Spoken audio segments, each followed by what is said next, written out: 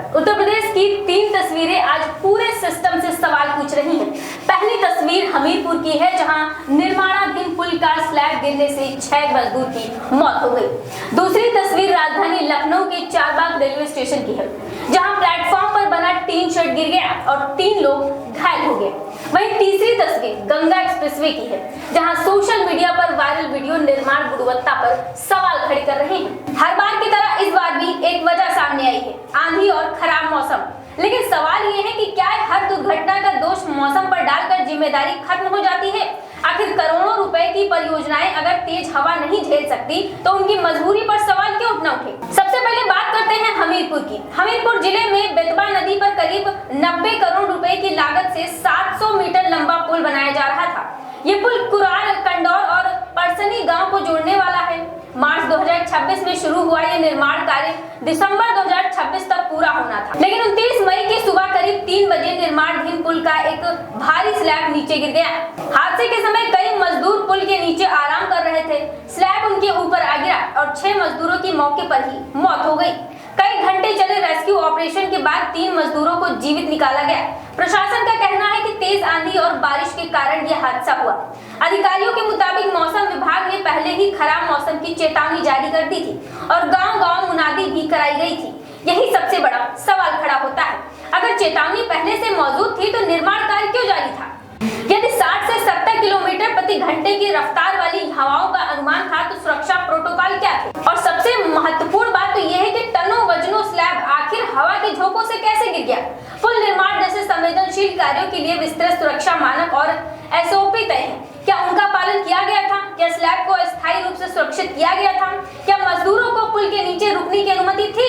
इन सवालों का जवाब अभी तक नहीं मिला है। हादसे के बाद सरकार की ओर से मृतकों के परिजनों को 5 लाख रुपए और घायलों को आर्थिक सहायता देने की घोषणा की गई है। एक सहायक अभियंता को निलंबित कर दिया गया है और विभागीय जांच शुरू कर दी गई है।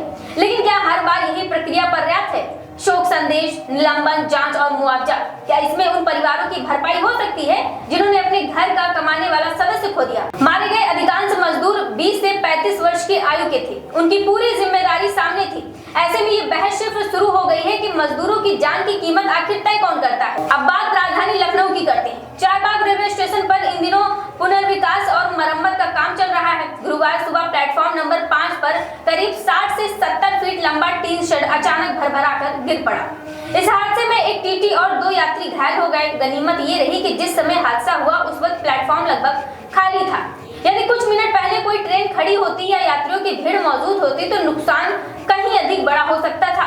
यहाँ भी शुरुआती तौर पर खराब मौसम को वजह बताया गया, साथ ही जांच के आदेश दे दिए गए। लेकिन सवाल फिर वही है, क्या सार्वजनिक स्थानों पर बने ढांचे इतनी कमजोर स्थिति में है कि एक आंधी उन्हें जमीन पर ला दे? क्या रख रखाव और गुणवत्ता जांच केवल फाइलों तक सीमित है? और अब तीसरी तस्वीर गंगा एक्सप्रेसवे, जिसे देश की सबसे महत्वाकांक्षी सड़क परियोजना में गिना जा रहा है।